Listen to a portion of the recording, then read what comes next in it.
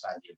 आइए सुंदर साथ जी, अब हम सभी सुंदर साथ जी की ओर से प्रणाम जी अर्पण करते हुए हृदय से इस कार्यक्रम में स्वागत करते हुए महात्मा श्री सुशांत जी को आज का क्लास प्रारंभ करने के लिए मैं हार्दिक विनम्र अनुरोध करता हूँ। प्रणाम जी।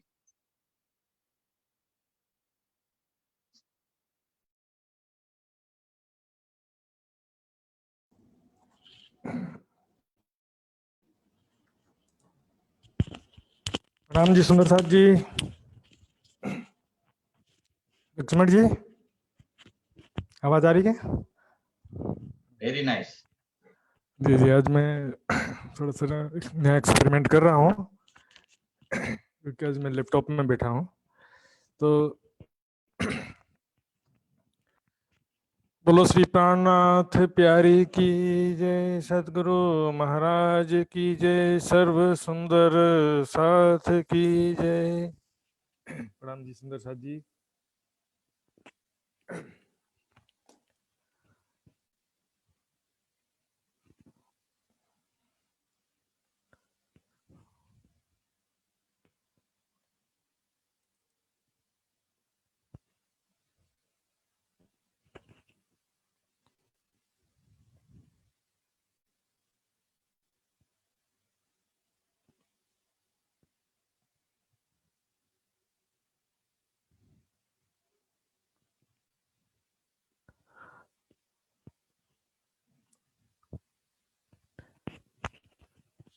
बोलो श्री प्राणनाथ प्यारे की जय, सदगुरु महाराज की जय, सर्व सुंदर साथ की जय।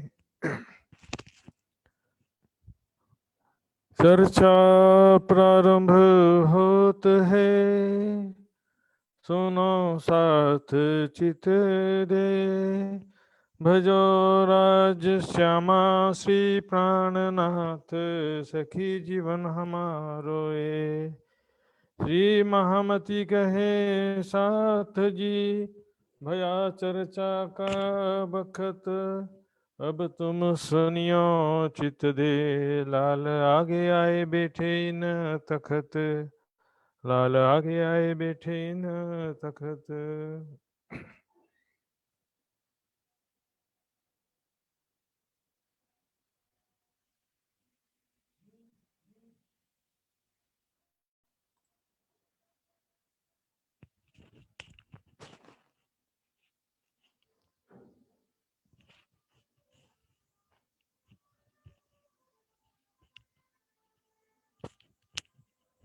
यूं करते नित्याने होए बहुत राजी, तब कांजी सो फिर कहिया, तेरी क्या करूं कार साजी, तेरी क्या करूं कार साजी। तब कांजी बोलिया,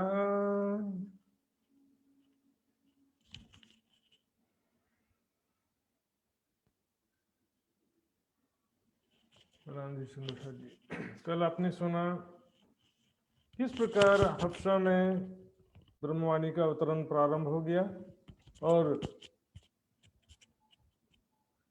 वहाँ जब वाणी लेकर के खुशी खुशी आते हैं बिहारी जी के पास में, लेकिन बिहारी जी को चिंता लगी है, अपने मान सम्मान गादी की चिंता लगी है। वाणी तहां न पसरी वह सरत उस दिन, वाणी उस समय सुंदर साथ को पढ़ने नहीं मिल सकी, सुंदर साथ उस वाणी का दर्शन भी नहीं कर सके, न उसको सुन सके न पढ़ सके। अब यहाँ से मिहिराज जी एक बहाना करके, मतलब यहाँ पर बैठे रहने से कुछ होने वाला नहीं है, बाहर निकलना होगा। तो जाम वजीर से मसलहत करके एक गांव बसाने का जिम्मेदारी दिया जाम राजा के वजीर ने। जूनागढ़ के पास एक नया गांव बसाना है, उसकी जिम्मेदारी सौंपा, सेवा सौंपा, और तो वहां से चलते हैं। जाते जाते वाणी भी वापस ले लिया, और वहां पे जाते समय रास्ते में धोरा जी में तेज कुंवरी बाई से, जो तेज कुंवरी जी थी, वहाँ उस समय 16 साल की थी, और उनसे किस प्रकार मुलाकात हुआ कल बताया मैंने। उसके बाद अमलावती की आत्म जान करके पुनः उनसे विवाह किया। आगे जूनागढ़ पहुंचते हैं। जूनागढ़ में कांजी भाई नाम के सुंदर साथ, जो कि जामनगर में भी सेवा में थे, वो यहाँ पर एक हरजी व्यास नाम के ब्राह्मण, जो कि दिग्विजय पंडित थे, उनकी सेवा में चाकरी करते थे। तब एक बार जब हरजी व्यास जी का स्वास्थ्य बहुत ज्यादा खराब हो गया, तब बहुत ज्यादा स्वास्थ्य खराब हो गया और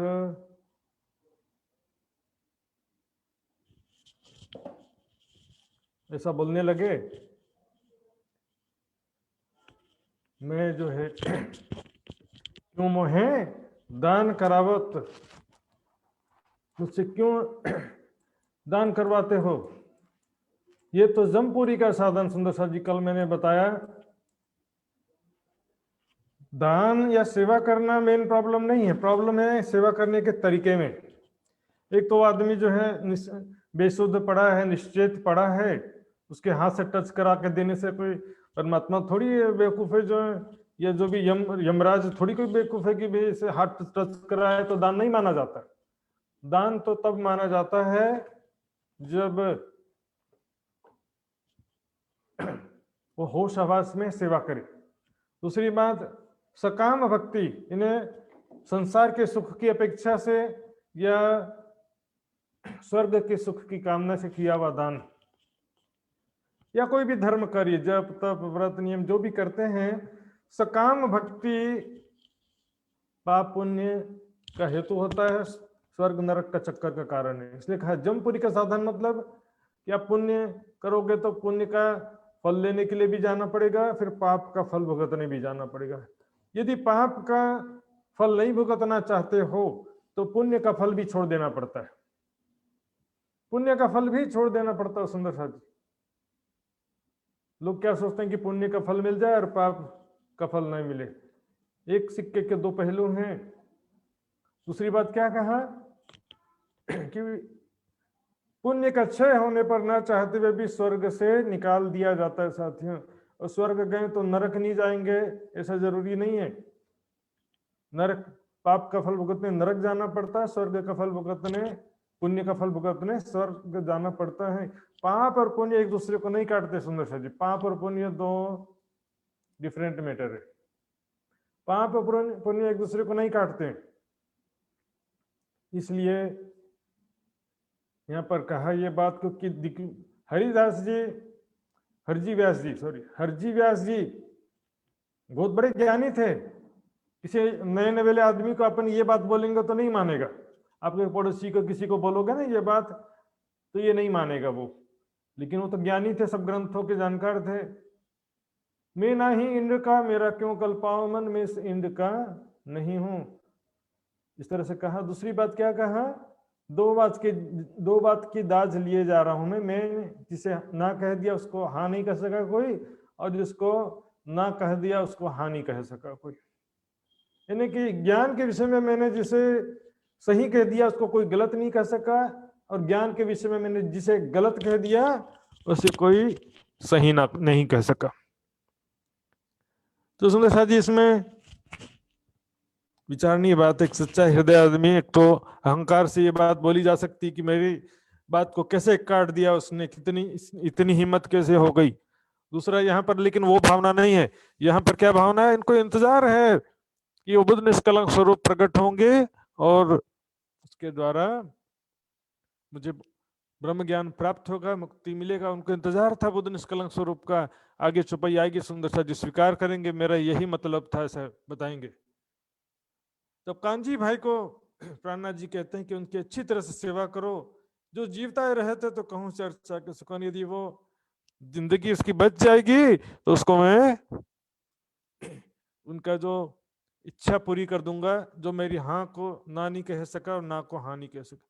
उनको चर्चा, ज्ञान चर्चा सुना करके मैं उनके हाँ को ना भी कर दूंगा और ना को हाँ भी कर दूंगा। यानी कि उनको जो ज्ञान नहीं है वो ज्ञान करा दूंगा, उनकी जो इच्छा वो पूरी कर दूंगा। तो इस प्रकार नित्य तरकारी लिया भी शोध के बागों से, नित्य प्रति तरकारी लेकर के आते हैं बगीचों से, सब्जियां, हरी हरी सब्जियां लाते हैं। इस तरह से सोचिए सुंदर सा जी, मरते हुए भी हरजी व्यास वापस जीवित हो गए। मांग जो कछु मांगना सो मैं देव तुमको। हरजी व्यास जी कहते हैं जो भी मांगना हो मांगो। इस सेवा से मैं तुम्हारे बहुत प्रसन्न हूँ, ते राज्य मुझे बहुत किया इन सेवा को। इस तरह से सेवा करके तुमने मुझे बहुत प्रसन्न किया है। जो 1000 रुपया दे भी तो मैं राजी न। दिन पर कोई 1000 रुपया दे देता तो भी मुझ पर प्रसन्न नहीं होता मैं। तब कान जी ने मैं मांगूंगा आगे तुमसे। कांजी भाई कहते हैं आगे चल करके मैं आपसे मांगूंगा, चिंता मत करो। आगे चल करके मैं आपसे मांगूंगा बिल्कुल समय आने पर। अभी सेवा करते जा रहे हैं और जब उचित समय देखते हैं तो फिर दोबारा मांगते हैं।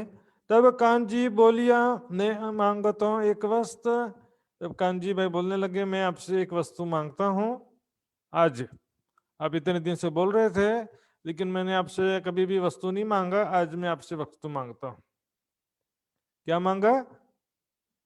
एक साधु को सुनाओ चर्चा, यही पाऊं मैं कष्ट। एक सुंदर साधु को मैं, एक साधु महात्मा आए हैं मेरे इधर, उनको कृपया करके आप चर्चा सुनाइए, यही मेरी इच्छा है बस। हरजी व्यास जी कहते हैं ये कांजी भट्ट नहीं, तो कांजी भाई हैं जो जामनगर में भी सेवा में थे प्राणनाथ जी के साथ में। शाबाश कांजी तुमको, क्या तुम मांग गया मुझसे? देखिए शाबाश कांजी, शाबाश कांजी भाई शाबाश। तुमने ये मांगा क्या है? ये तो तुमने दिया है, मांगा नहीं है, दिया है। एक तो सेवा किया, एक ते राजी किया सेवा मैंने। फिर चर्चा सुनावने के भाई चर्चाकार कथाकार को क्या चाहिए? कोई चर्चा सुनने वाला चाहिए।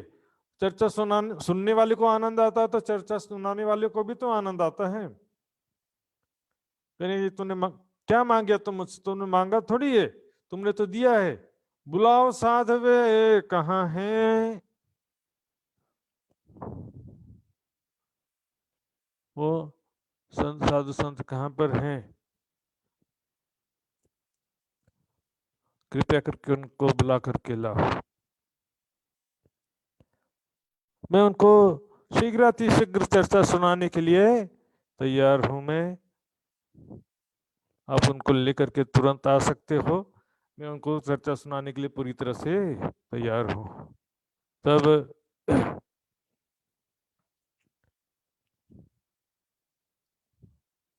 मैं तो बहुत राजी भैया, जो कोई ऐसा आहार पहुंचाए, मैं तो बहुत ही प्रसन्न हूं तुम पर। जो कि आप ऐसा कोई चर्चा सुनने वाला मिल जाए, श्रोता कोई मिल जाता तो मैं तो बहुत प्रसन्न हो जाता हूं। अब शीघ्र उनको बुला करके लाओ। तब कांजी ने श्री जी से कराए दिया मिलाप। तब कांजी भाई ने श्री जी को उनके पास ले गए, उनसे मिलाप करा दिया। सुंदर सा जी ध्यान से सुनिएगा, अभी नहीं बता रहे हैं कि मैं प्राणनाथ जी हूँ, अक्षरातीत परब्रह्म बुद्ध निष्कलंक स्वरूप हूँ, ऐसा कुछ भी नहीं बताया। बस मैं तो आपकी ज्ञान चर्चा सुनने आया हूँ। आपकी महिमा दूर दूर तक सुनी है, आप इतने बड़े ज्ञानी हैं, आपका ज्ञान चर्चा इसलिए मैं सुनने के लिए आया हूँ। मिलते ही सुख उपजिया, करने चर्चा लगे आप। मिलते ही बहुत सुख हुआ और तुरंत ही वो चर्चा करना प्रारंभ कर दिए। बोले ठीक है बैठो सामने। पूछी खबर इन उनको, कहाँ बसो तुम साध? हरजी व्यास जी ने पूछा, हे साधु संत जी, आप कहाँ पर रहते हो, कहाँ से आए हो? प्राणनाथ जी ने क्या कहा, हम तो हैं परदेश के, हम तो परदेशी हैं।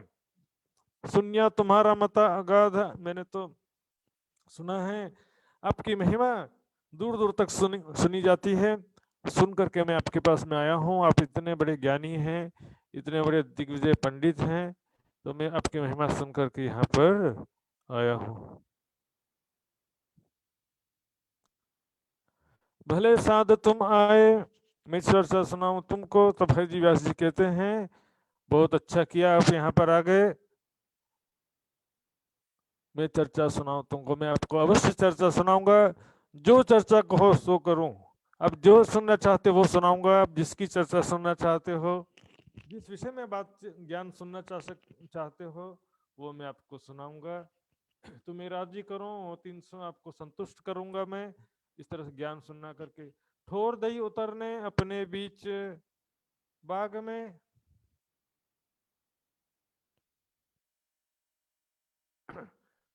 ठोर दई उतरने अपने ही घर में, बगीचे के बीच में कुटिया बना रखा था, बगीचे के बीच में वहीं पर उनको रहने की व्यवस्था कर दिया। अब होने लगी चर्चा भागवत के वचनों से। अब भागवत के वचनों से चर्चा होने लगी। सुनत मास दो हुए, दो राजी भय मगन। अब सुनते सुनते 2 महीना बीत गया, प्राणनाथ जी सुन रहे हैं, बोलना शुरू नहीं किया। हाँ बहुत बढ़िया, बहुत बढ़िया, आनंद आ गया, आपकी चर्चा सुनकर के आनंद आ गया। 2 महीने तक चलता रहा। एक दिन ठोर नारायण की ताके कहे विचन। एक दिन हरजी व्यास जी श्रीमद् भागवत के 10वें स्कंद के 89वें अध्याय का कथा कर रहे थे। उसमें वर्णन आया था, एक शेषशाही नारायण के महल का वर्णन आता है।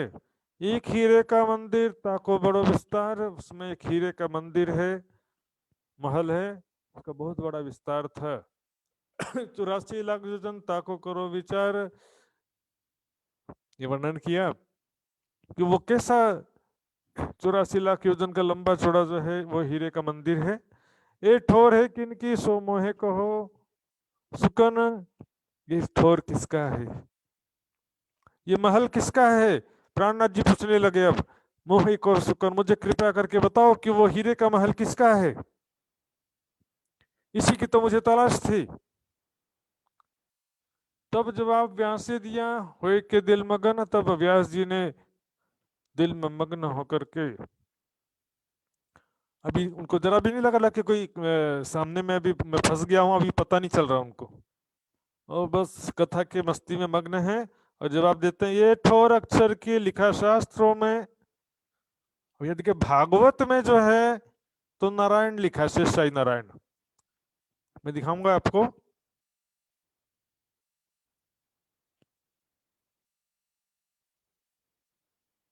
ये देखिए सुंदर सा जी।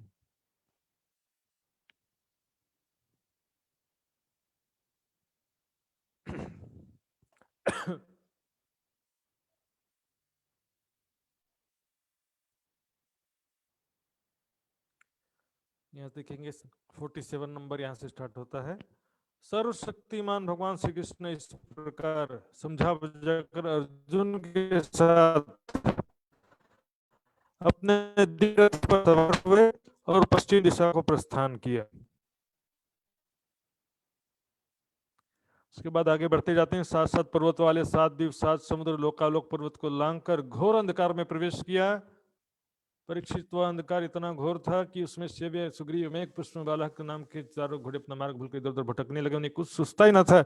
योगेश्वरों के भी परमेश्वर भगवान श्री कृष्ण घोड़ों की यह दशा देखकर अपने सहस्त्र सहस्त्र सूर्यों के समान तेजस्वी चक्र को आगे चलने की आज्ञा दी। सुदर्शन चक्र आगे चलता गया।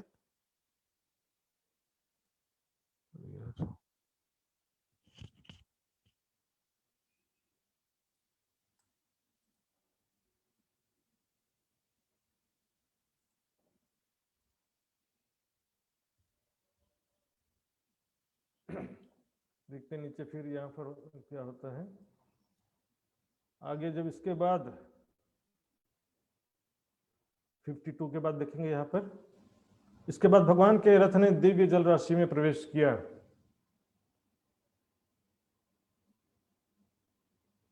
बड़ी तेज आंधी के चलने के कारण उस जल में बड़ी बड़ी तरंगे उठ रही थी जो बहुत ही भली मालूम होती थी। वहां एक बड़ा सुंदर महल था, उसमें मणियों के सहस्त्र सहस्त्र खंभे चमक चमक करके उसकी शोभा बढ़ा रहे थे और उसके चारों ओर बड़ी उज्ज्वल ज्योति फैल रही थी। उसी महल में भगवान शेष जी विराजमान थे। उनका शरीर अत्यंत भयानक अद्भुत था। तो सुंदर सा जिस प्रकार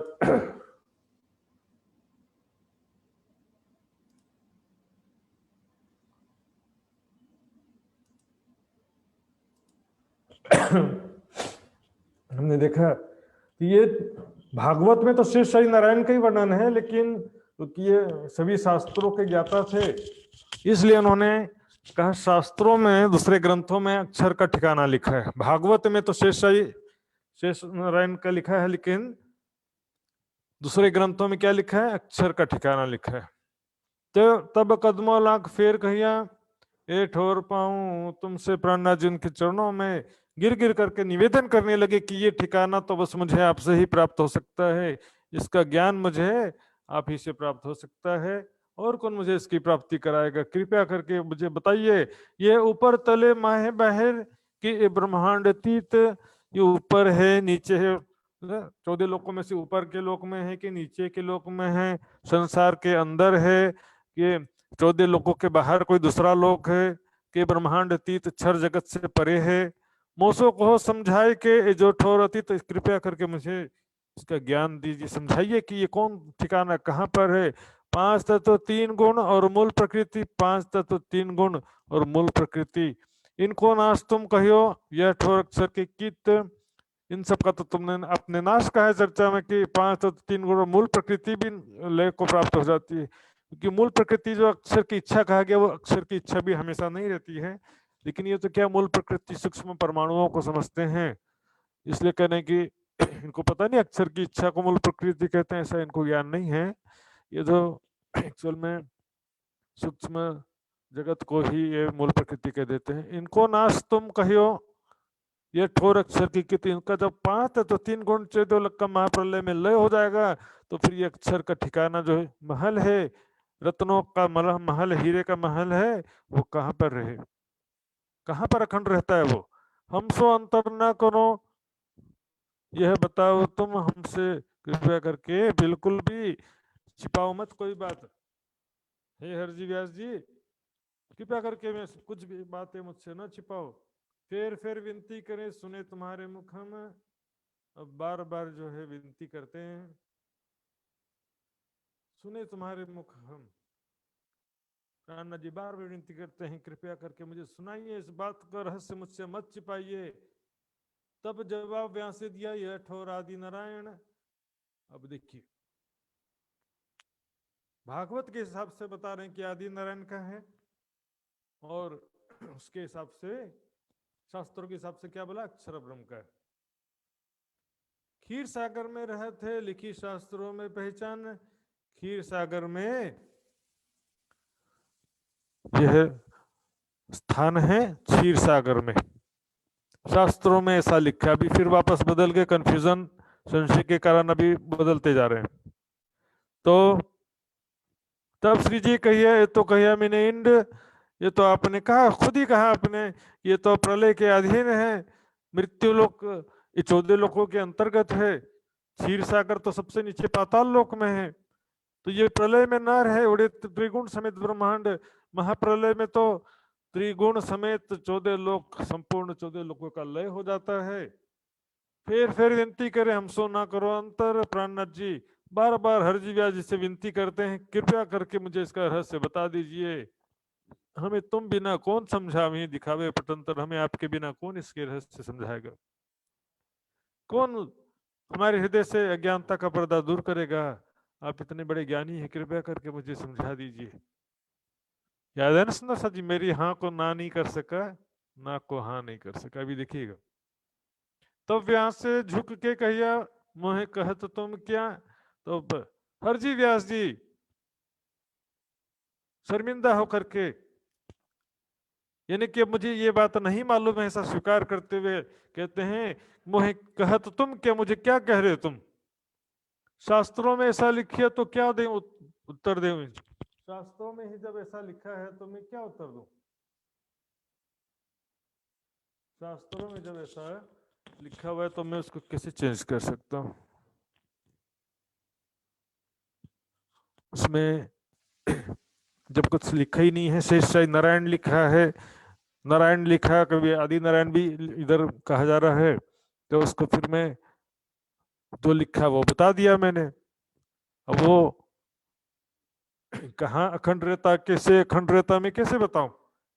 दूसरी जगह एक जगह आया था सुंदर साथ जी, अब सुना था कांजी भट्ट के प्रसंग में हमने, जब महाराज ठाकुर और गोवर्धन ठाकुर पूछते हैं कि परमात्मा का स्वरूप महाप्रलय में कहाँ रहता है, तो वहां पर भी यही कहा था कि क्षीर सागर में एक अक्षय वट का पेड़ है, उसके एक पत्ते के ऊपर अंगूठे के मात्र आकार के, अंगूठा इतना 1 इंच का आकार उतना बड़ा होकर के रहते हैं, पानी के ऊपर तैरते रहते हैं। सोचिए सुंदर जी, परमात्मा को भी अपनी जान बचाने के लिए पत्ते के ऊपर तैरना पड़ता है, छोटा आकार लेकर के। तो उसमें भी क्षीर सागर कॉमन था, यहाँ पर भी क्षीर सागर कॉमन है। कहा कटुक वचन आचार्यों को इन्होंने ऐसे ही लिखे सुकन आचार्यों को, जिन्होंने धर्म ग्रंथों की रचना की, भागवत की रचना की, शास्त्रों की रचना की, उनको कटुक वचन कहा। इन्होंने ऐसे ही लिखा हुआ, मैं क्या बताऊं, क्योंकि इन्होंने खुद ही ऐसा लिखा हुआ है, तो मैं इसका कैसे स्पष्टीकरण करूं। इन्होंने सारा बात समझा नहीं, इधर कुछ लिखा उधर कुछ लिखा, ऐसा उल्टा पुल्टा लिख देते हैं आचार्य लोग भी, इस तरह से कटुक वचन कह दिया। तो मैं इत क्या करूं, क्या निशा करूं मोमिन, तो मैं क्या करूं यहाँ पर, कैसे ब्रह्म मुनियों के प्रश्नों का जवाब दूं, मैं कैसे संतुष्ट करूं जवाब देख करके। तो उस समय कांजी भाई भी खड़े थे पास में, तब कांजी ने कहा कछु अक्षरातीत की पूछो बात। तब कांजी भाई वहां खड़े थे, उन्होंने कहा हे प्राणनाथ जी, इनसे जरा अक्षरातीत की विषय में भी जरा पूछ लो, कुछ मालूम भी है या नहीं है। टॉन्ट, एक प्रकार से टॉन्ट कसते हुए, मतलब उसके प्राणनाथ जी को, प्राणनाथ जी का परिचय कराते हुए एक प्रकार से बोला, क्या जवाब करत हैं, सुने इनके मुख विख्यात हैं, आखिर क्या जवाब देते हैं, जरा देखिए तो सही इनके मुख से क्या जवाब निकलता है। अक्षरातीत के विषय में कुछ जानते भी हैं या नहीं जानते, जरा पूछिए तो सही। आया जो श्री जी को दिया धक्का कर हाथ, श्री जी को इस समय जोश आ जाता है और हाथ झटक करके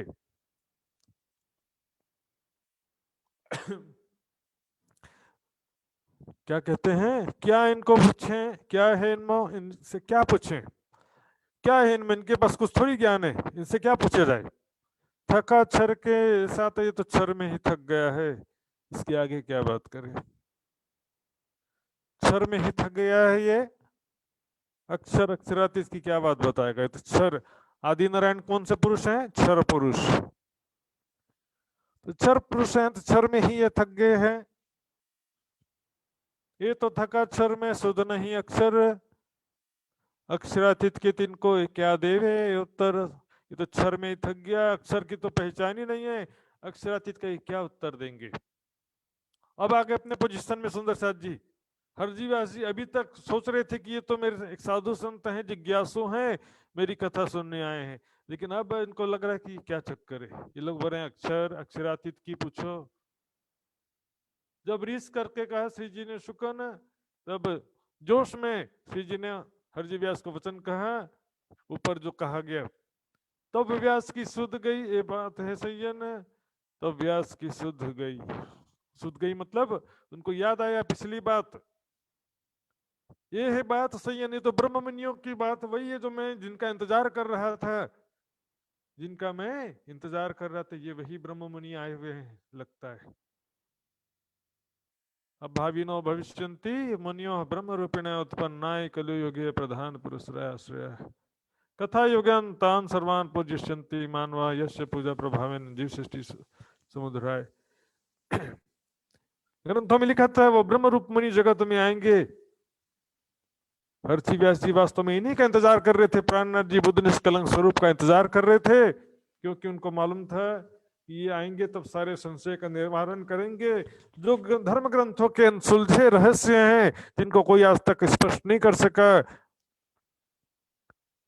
उसको स्पष्ट करेंगे। इसीलिए उन्होंने कहा था मेरी हाँ को कोई ना नहीं कर सका, अहंकार वश नहीं कहा था।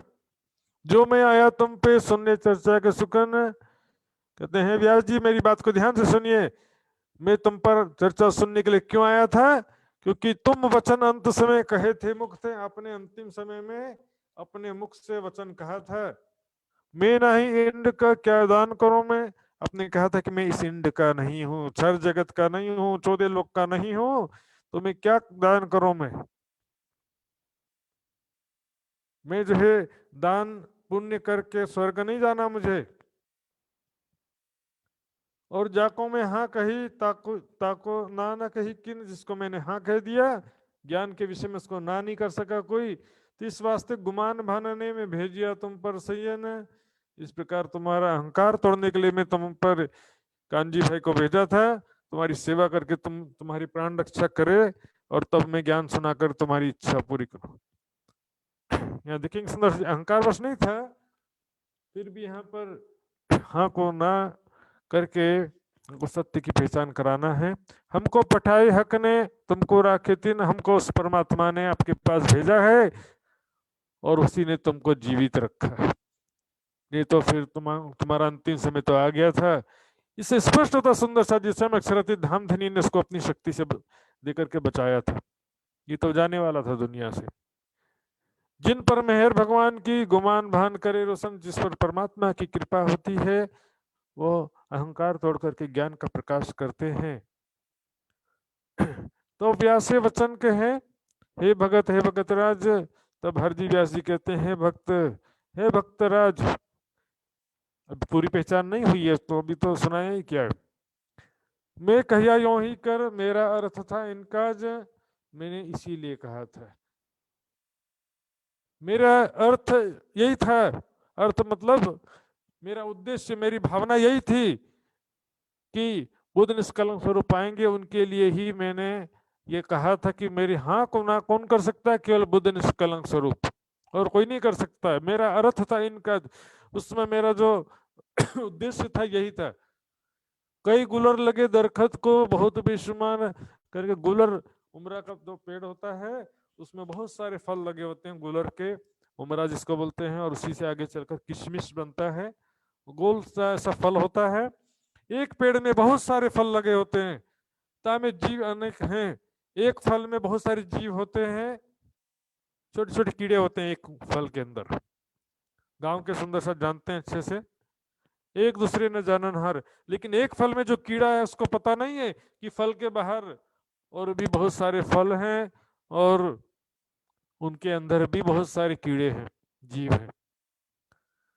इसी प्रकार देखते हैं हम पृथ्वी में रहने वाले हम मनुष्य नहीं जानते कि इसके बाहर और भी कितनी पृथ्वी है। ऐसे असंख्य 14 लोकों के ब्रह्मांड सुंदर शाह जी ग्रंथ में देवी भागवत में लिखा है कि हवा में धूल के कण कोई गिन नहीं सकता, उस प्रकार 14 लोकों के ब्रह्मांड कितने हैं कोई गिन नहीं सकता। सुंदर शाह जी असंख्य ब्रह्मांड है। मैं जीव गुलर में का नहीं मेरा, और गुलर कह रहे उस गुलर उमरा का जो पेड़ है उसमें से एक गुलर के अंदर के जीव हूं मैं। यहाँ ज्ञान की दृष्टि से कह रहे हैं, जीव सृष्टि हूं ऐसा नहीं कह रहे हैं कि मैं उस जीव मतलब कीड़ा, एक गुलर के अंदर कीड़े जो होते हैं उसके समान हूं मैं, नहीं मेरा और गुलर, और दूसरे गुलर की मुझे पहचान ही नहीं है कि इससे परे क्या है, नश्वर जगत से परे और कुछ दूसरा भी है या नहीं है। आगे पंडित में सब जीते हराना कहूं सरबर, इससे पहले मैंने बहुत सारे विद्वानों को शास्त्रार्थ में हरा दिया, मुझे कोई भी नहीं हरा सका था। सो आज मैं छोड़े हथियार आगे तुम्हारे सब, आज मैं आपके सामने अपनी हार मानता हूं। आज मैं स्वीकार करता हूं कि मैं क्षर जगत से आगे की बात नहीं जानता हूं। तुम तहकीक भेजे हक के आए मेरे सब, आपको निश्चित रूप से, तहकीक मतलब निश्चित रूप से आपको परमात्मा ने भेजा है। आए मेरे सबब, सबब यानी कारण, आप मेरे कारण आए हैं, निश्चित रूप से मेरी आत्मा को जगाने के लिए आए हैं। मोको बताओ तुम वह जो राह मुस्तकीम, आप कृपया करके मुझे वो परमात्मा का सीधा सरल रास्ता बताओ। मुस्तकीम यानी सीधा सरल रास्ता, सीधे परमात्मा का पहचान हो जाए, परमात्मा के स्वरूप का ध्यान करो, यही सीधा सरल रास्ता है। मैं तो कछु न जानत मुझे दिखाओ, जो मैं कुछ भी नहीं जानता हूँ, इस क्षर जगत का ही मुझे पूर्ण ज्ञान नहीं है, तो फिर उससे पहले अक्षर अक्षरातीत का मैं क्या बताऊंगा। मुझे उस अर्श अजीम दिव्य परम धाम की पहचान कराइए। जेता अंकुर इनका तहालो भाई सोहबत, जितना अंकुर था उन्होंने इस प्रकार प्राणनाथ जी ने उनको पहचान कराया। अक्षर से परे अक्षर, अक्षर से परे अक्षरातीत के स्वरूप धाम की पहचान कराया इनको।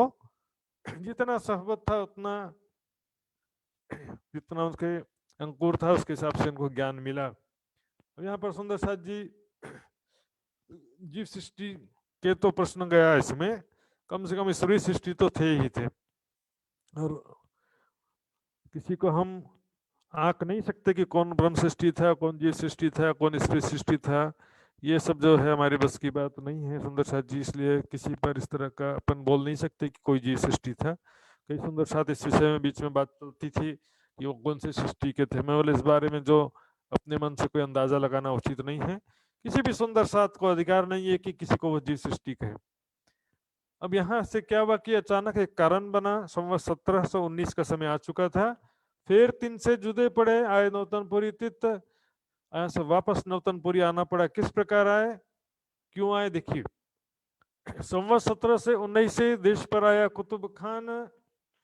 संवत 1719 में जामनगर में, मैंने बताया था कुतुब खान अहमदाबाद में औरंगजेब का सूबेदार था, और गुजरात के जितने राजा थे उन सबसे टैक्स वसूलने का जिम्मेदारी कुतुब खान की होती थी।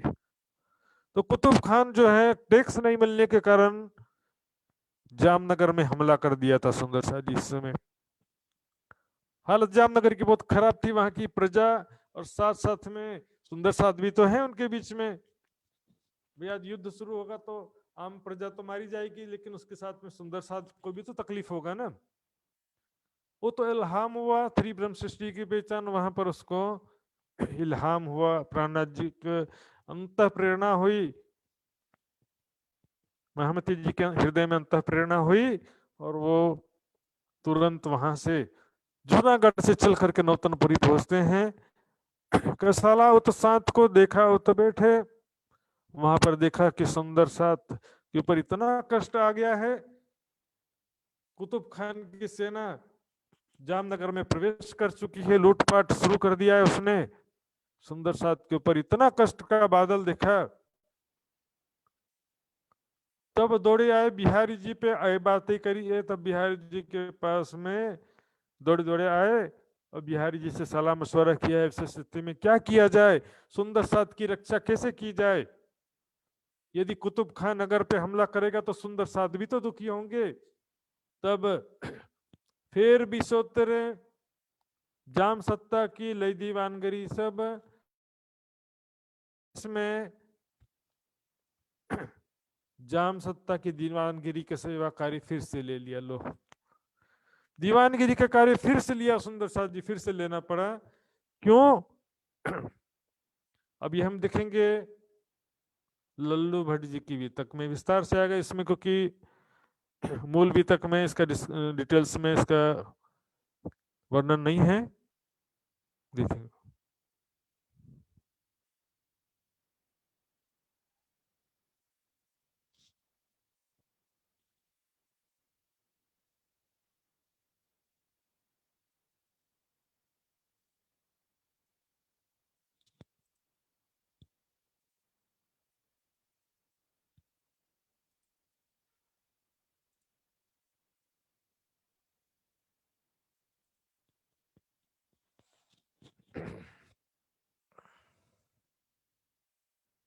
यहां से देखें, संवत 17 ने 19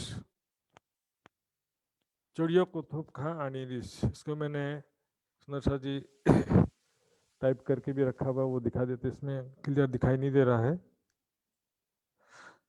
तो यहाँ देखेंगे। संवत 70 से 19 चिड़ियों कुतुब खां आनी। संवत 1719 में कुतुब खान जो है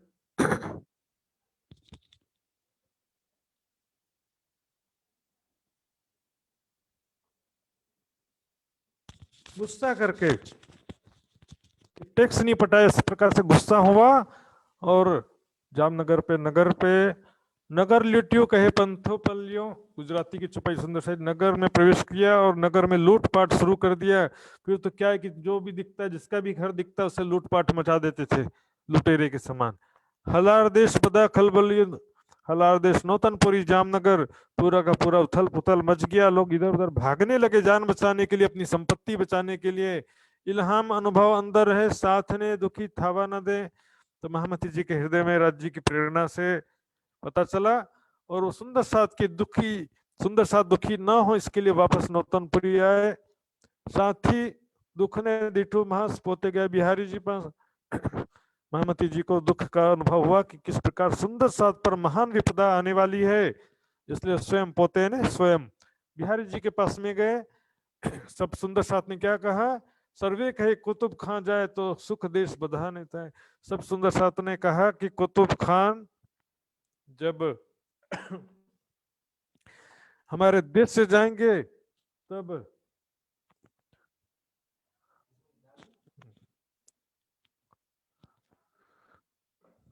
देश में शांति होगा। कुतुब खान और उनकी सेना जब देश से बाहर निकलेगी, कुतुब खान तो सुख देश बधाने से नौतनपुरी के समस्त प्रजा को सुख और शांति प्राप्त होगा। कुतुब खान अपनी सेना के साथ जब चले जाएंगे तो प्राणपति उठाते वार चालिए अव्या जा दरबार। तो प्राणनाथ जी वहां से उठते हैं और राजा के दरबार में आते हैं। नगरपति बैठो मुझाई, वहां पर राजा और जाम के वजीर सिर झुका करके बैठे हैं, सिर झुका करके बैठे हैं। एक ही आरो सूझे नहीं, उनको एक उपाय भी नहीं सूझ रहा है।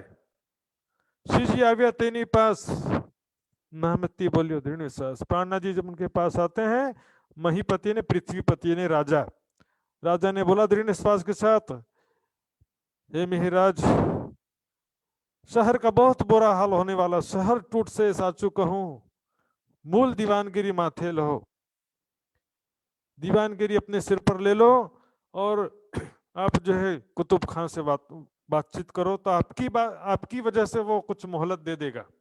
श्री जी कहे थे सारू घणो, यानी बहुत अच्छी बात है। केटलू बल कुतुब खान तनो, कुतुब खान की कितनी शक्ति है। पछे यवनो भाग्यो वैद ताली दई करियो दस्तावेज। तो वहां पर उसका जो प्रतिनिधि था कुतुब खान का, उसने कहा कि डॉक्यूमेंट पे साइन करना पड़ेगा आपको और वादा करना पड़ेगा। क्या साल 20 नहीं आवे जाए, जब 1720 जब बीतेगा 1 साल बाद 9 लाख कोरी पहुंचा देते हैं। 9 लाख कोरी, यहाँ पर समझो रुपए समझ लो चाहे आप, जब मोहरों की बात है 9 लाख मोहरें पहुंचा देना पड़ेगा। इस प्रकार मिहिराज जी ने दीवानगिरी स्वीकार किया। सुंदर साथ जी फिर से किसके लिए, सुंदर साथ के लिए। लेकिन ये भी माया का झटका था। तरण जुद की धा फरी फरी, पछे गतमत मारी हरी। ये गतमत पछे वाला है, चौथा ये गतमत में हारी मारी हरी। कहे लाल लश्कर कुतुब न गयो, सुख देश बधाने थी। उस प्रकार कुतुब खान का लश्कर गया और सेना देश से बाहर जाती है, देश की प्रजा और सुंदर साथ को शांति होता है।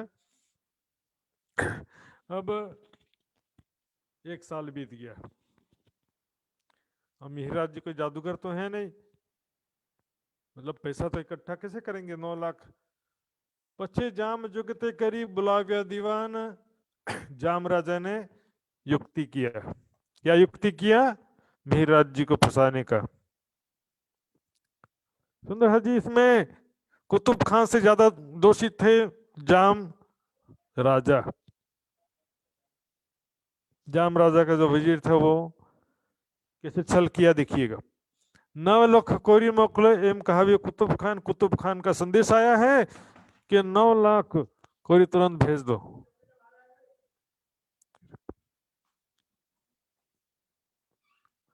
माटे चालो त्या सुधी,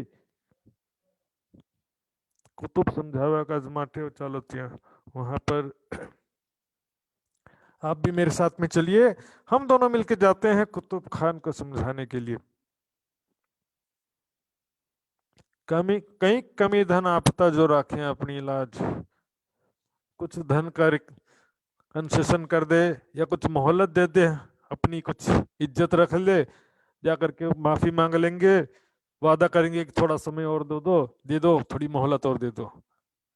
ऐसा सोच करके वो मिहिराज जी को चलने के लिए कहते हैं। मिहिराज जी बोले तो बड़ा खतरे वाला काम है। अब जाने से पहले सुंदर साथ जी अभी तक में हम देखते हैं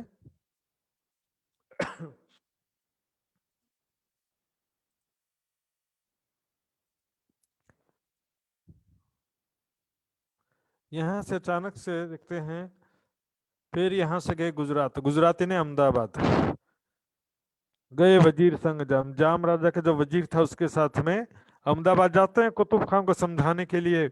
यहाँ पर हुआ क्या था, वो यहाँ पर नहीं लिया, तब तहाँ से माया छोड़कर लिया मोमिनों का सिर का, अभी तक में क्या लिख दिया, यहाँ से माया छोड़ करके फिर सुंदर साथ के जागने का कार्य सिर पर लिया और दीप बंदर जाते हैं।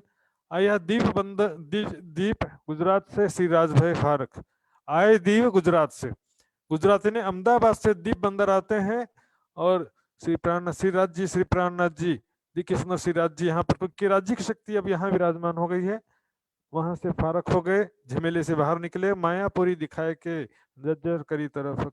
राज्य महाराज ने इस प्रकार इंद्रावती की आत्मा को माया का ऐसा प्रबल स्वरूप दिखाया, माया का जर्जर करी तरफ।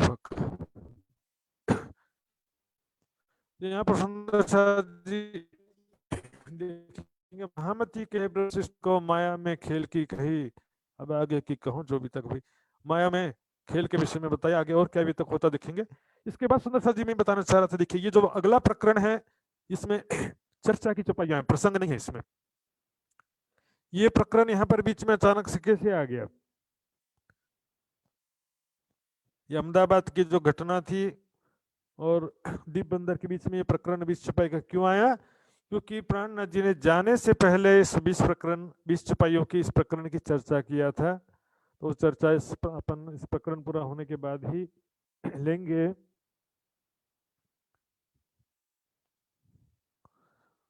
तो वहां पर हुआ क्या था वो देखते हैं सुंदर साथ जी।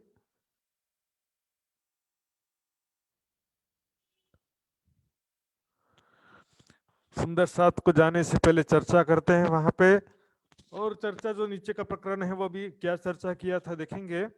और उसके बाद चर्चा करने के बाद क्या करते हैं, श्री बाईजू राज जी को कहते हैं कि हे बाईजू कही श्यामा ने बात, बाईजू राज जी को क्या बात कहते हैं, आज तुम्हें पियर पधारो, तुम अपने मायके चले जाओ।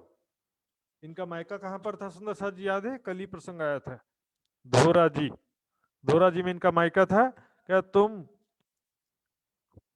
अपनी मायके चले जाओ, हमें मुख्योद्देश्य साथ जगह सर, मैं अब यहाँ से बाहर निकलने वाला हूँ सुंदर साथ के जागनी कार्य के लिए। बाईजू राज जी को झूठ बोल दिया सुंदर साथ जी, सच नहीं बोला, बोला कि मैं जागनी कार्य के लिए बाहर निकलूंगा, इसलिए तुम अपनी मायके चले जाओ। अपन अव्या धाम थी साधने शोधवा करने, हम परम धाम से यहाँ आए हैं, और सब सुंदर साथ को ने वादा किया था, मैं तुझे, तू बोलोगी तो मैं तुझे जगा दूंगी, और तू बोलोगी तो मैं बोलूंगी तो तू मुझे जगा देना। 12 सहस्त्र बहुदेश में जे सुरता अभी बार ने, 12,000 सखियां संसार में, जगह जगह सुरता उनकी आई है, 4 वर्ण बे जात दे धरी न बैठे, 4 वर्ण में और हिंदू मुस्लिम सभी धर्मों में शरीर धारण करके बैठी हुई हैं। देश देश घर गांव कुटुंब सगामों पेठा, शहर में देश देश में गांव गांव में अलग अलग परिवारों में वह आत्माएं आई हैं। तेनी शोधी काढ़वा अपन आव्या दे धरी, उनको ढूंढना हमारी जिम्मेदारी सदगुरु महाराज ने मुझे दिया है। माटे मुको गाम ने कहूँ सुदृढ़ निश्चय कर, इसलिए यहाँ से मैं भी जागनी कार्य के लिए जा रहा हूँ, तो आप भी अपने मायके चले जाओ। बाईजी राज जी को मायके भेज दिया और क्या कहा, दीप बंदर में मिलेंगे ऐसा कह दिया। दीव माँ भेला थे शु, दीप बंदर में हम मिलेंगे, मैं सूचना दूंगा आपको। अब यहाँ से बाईजू महारानी बाईजू राज जी चली गई अपने मायके धोरा जी। अब प्राणनाथ जी क्या करते हैं, जो प्लानिंग था, गया त्या थी गुजरात साथ भूपति भानी, जो वजीर जाम राजा के वजीर के साथ में अहमदाबाद गए कुतुब खां से मिलने। मिलना क्या था, कुतुब खां से समझौता करना था, उनको रिक्वेस्ट करना था, निवेदन करना था कि भी थोड़ा समय और दे दो, पैसा भी पूरा इकट्ठा नहीं हुआ है। अब यहाँ पर जो भूपति जाम वजीर था ना, तेने की दो तंत्र पिंड मारा की पानी, पानी मतलब यहाँ कपट रखते हुए, अंदर से छल कपट रखते हुए उसने चतुराई किया था। क्या किया, जब कुतुब खान ने बोला कहाँ है मेरा पैसा, 9 लाख कोरी, तब जाम वजीर 8 त्या आड़ी दी थी, 8 लाख दे दिया। उनको कहा कि 1 लाख बाकी रह गया है, कृपया करके। करी कुतुब खां केठ त्यारे मानी की थी। कुतुब खां ने जब विरोध किया, कहा 1 लाख कैसे कम दे रहे हो? कहा 1 मास में मोकलो, 1 महीने में मैं भेज दूंगा। 1 महीने का वादा करते हैं। सत्य कौल में मेरी बात पे विश्वास रखो, मैं कसम खा के कहता हूँ कि 1 महीने में बाकी राशि जमा कर दूंगा। ये विश्वास आवे नहीं तो दीवान रखो ओल में। देखिए जाम वजीर क्या कहता है, यदि मेरी बातों पर विश्वास नहीं है तो मेरे दीवान को अमानत के रूप में रख लो कैद में। बताओ, खुद निकल गया और दीवान कौन? महामती जी। बोला मेरे दीवान को तुम अपने अमानत के रूप में अपने कैद में रख लो, जब तक पैसा दे दूंगा तब तक के। विश्वास नहीं है तो 1 महीने का समय मुझे दो। के कुतुब जो मास 5वां नहीं पहुंचा दूं, जो 5 महीने में तुम नहीं पैसा दिए, बाकी 5 महीने का समय देता हूं। लोपो लाज दीवान, तुम्हारे दीवान की इज्जत नहीं रखूंगा फिर मैं। उनको नजर कैद में रखा था एक्चुअल में। राज्य नगर थी कानू, बेइज्जत करके नगर से निकाल दूंगा उसको मैं, इज्जत नहीं रखूंगा उसकी मैं। सुंदर जी, फांसी जैसा कोई शब्द वितक में भी नहीं है और दूसरी वितकों में भी नहीं है। फांसी की कोई घटना नहीं थी, लेकिन नजर कैद में जरूर थे। अब हुआ क्या, इसके बाद में जब बहुत दिन हो गए, उधर कांजी भाई, यहाँ पर बहुत महत्वपूर्ण भूमिका है कांजी भाई की।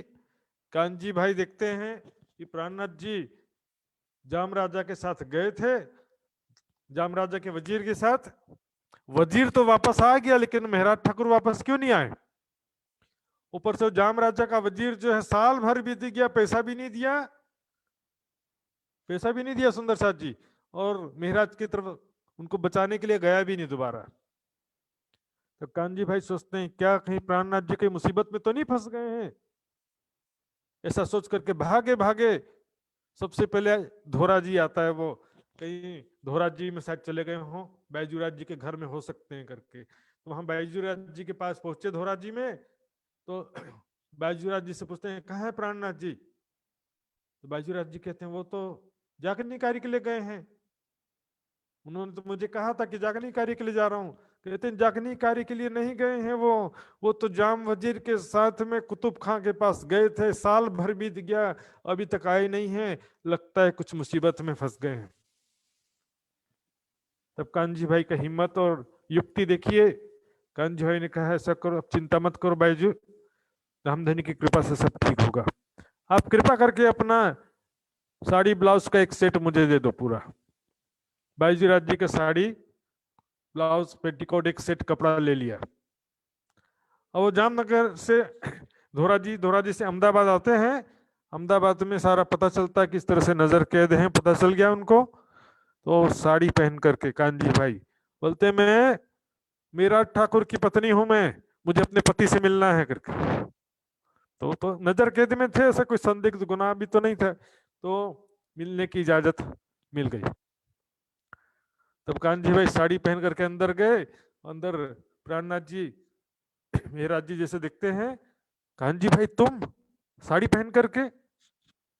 तब कांजी भाई कहते हैं प्राणनाथ जी आप शीघ्र ही मेरी ये जो साड़ी पहन के आया उसको पहन कर आप बाहर निकल जाइए और मुझे अपने वस्त्र दे दीजिए।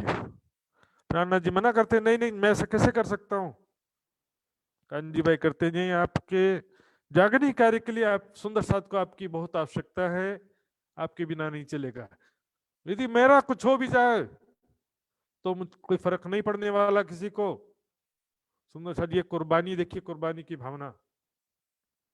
और राज्य की कृपा से मुझे भी कुछ नहीं होगा, मुझे पूरा विश्वास है, मैं भी सकुशल बाहर आ जाऊंगा। लेकिन अभी ज्यादा देरी मत कीजिए, जल्दी से मेरी साड़ी पहन करके निकल जाइए। तो कांजी भाई के साथ दबाव देने पर प्राणनाथ जी जो है साड़ी पहन करके मिहिरराज जी ठाकुर, प्राणनाथ जी नहीं मिहिरराज जी साड़ी पहन के बाहर निकल गए। अंदर कांजी भाई रह गए। मिहिरराज जी यहाँ से सीधे दीप बंदर जाते हैं। अब यहाँ पर कोई सुंदर साथ या लोग सोचेंगे कि भाई ये कैसे परमात्मा है या कैसे प्राणनाथ है कि भाई खुद साड़ी पहन के निकल के अपनी जान बचा लिए और कान्जी भाई को मुसीबत में डाल दिया। सोच सकते हैं ना, परंतु सुंदर साथ ऐसा नहीं है।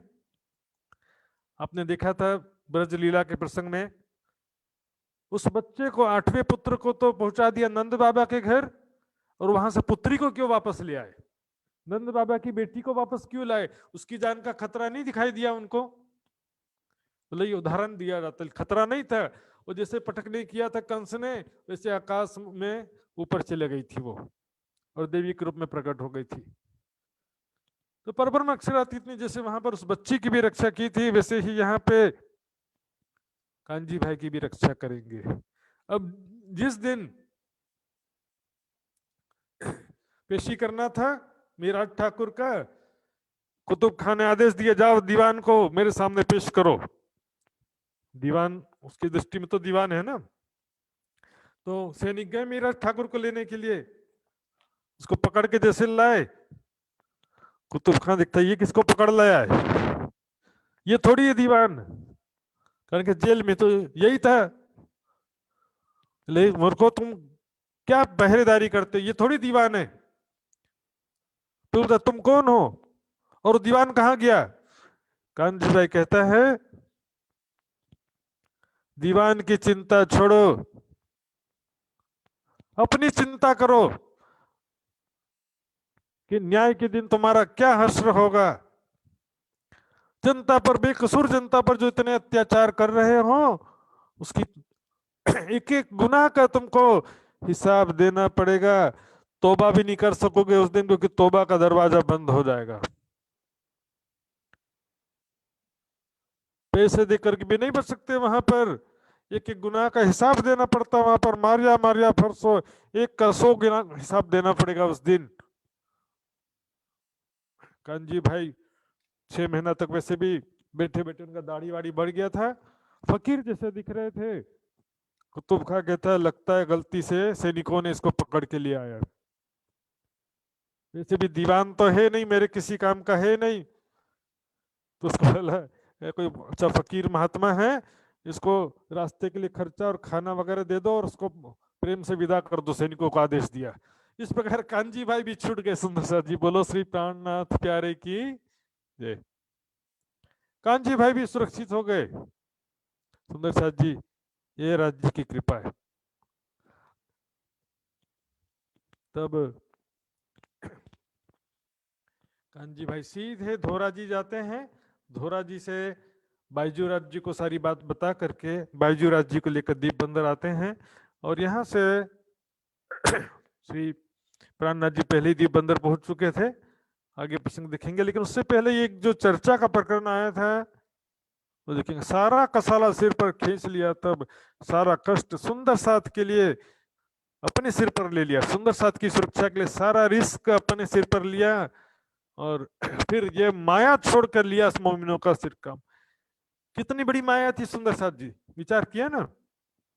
सुंदर साथ की रक्षा के लिए कहते कहां से कहां 3 साल खराब कर दिया। 1719 से लेकर 1722 तक 3 साल इस झमेले में निकल गए, और उसमें भी पता नहीं कुछ ना कुछ सजा तो देता जरूर कुतुब खान। तो उससे पहले ही राज्य ने कांजी भाई के सेवा समर्पण की वजह से सुरक्षित निकल सके, राज्य ने ही सब कुछ किया है। तो अब यहां से फिर दीप बंदर कैसे गए वो बाद में आएगा। जाने से पहले एक चर्चा किया था प्राणनाथ जी ने, जामनगर से अहमदाबाद जाने से पहले जो चर्चा किया था, सब सुंदर साथ को चर्चा सुनाया था, वो यहाँ पर संक्षिप्त में रखा गया है। 3 सृष्टि कही वेद ने, वेदों ने 3 प्रकार सृष्टि कहा गया है, जीव ईश्वरीय ब्रह्म। तीनों कही फिर कान, कुरान में भी 3 सृष्टि कहा गया है, आम खास खासल खास। और तीनों साधु बानी साधुओं में, साधु संतों की वाणी में भी 3 सृष्टि कहा गया है, जीव हंस परमहंस। कबीर 3 सृष्टि के ही जीव हंस परमहंसों नाम लिखा दिखे, जीव हंस परमहंस। तामे संयोग में पहचान, उसकी पहचान केवल ब्रह्मात्मा को होती है। एक जीव ईश्वरी ब्रह्म की तीनों के जो दे मुकाम, तीनों का मूल उद्गम स्थान या मूल ठिकाना अलग अलग है, आम खास खासल खास कहीं बीच निज धाम। खासल खास जो ब्रह्मात्माएं हैं, जिसको मोमिन करके लिखा है कत्तेब ग्रंथों में, चूजन पर्सन लिखा है बाइबल में। आम आम खलक यानी सामान्य जीव, खास यानी विशेष ईश्वरी सृष्टि, खासल खास यानी अति विशेष ब्रह्म सृष्टि, जो कि दिव्य परम धाम अर्श आजम में जिनका निवास कहा गया है। सृष्ट ब्रह्म की साथ है, जय मोहम्मद दिया पैगाम। ब्रह्म सृष्टि जो है ब्रह्म के साथ रहती दिव्य परम धाम की आत्माएं हैं, जिसको मोहम्मद साहब ने, जिनके लिए कुरान पाक और हदीसों में संदेशा लेकर के आए, उनको उनके लिए ही वो बातें लिखी है। 30 जाल हकीकत के हरफ हैं कुरान में, हदीसों में उसका वर्णन मिलता है। मोमिनों की बातें, आखिरत के समय की बातें, परम धाम की बातें, जो भी बातें लिखी है, इन्हीं के लिए, ब्रह्मात्माओं के लिए ही मोहम्मद साहब लाए। कई सुंदर साथ का ऐसा कहना होता है कि मोहम्मद साहब तो जाहिरी वहाँ के मुसलमानों के लिए आए। जाहिरी मुसलमानों के लिए आए होते तो फिर बात ही क्या थी। हकीकत के वर्ड के जाहिरी मुसलमानों के लिए लिखा कुरान में। खासी उम्मत के वास्ते मोहम्मद आए 3 बार, ब्रह्मात्माओं के लिए ही 3 बार आए संसार में। लाए कुंजी इशारू अल्लाह, और उसमें तारतम ज्ञान की कुंजी कौन लाया? इशारू अल्लाह श्री श्यामा जी।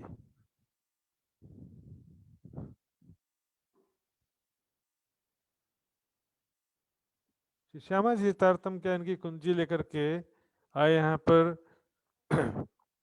सो दई सो हाथ इमाम मेहदी के हाथ में और कुंजी प्रदान किया। तीनों ही मोहम्मद की सूरत सुंदर साथ जी।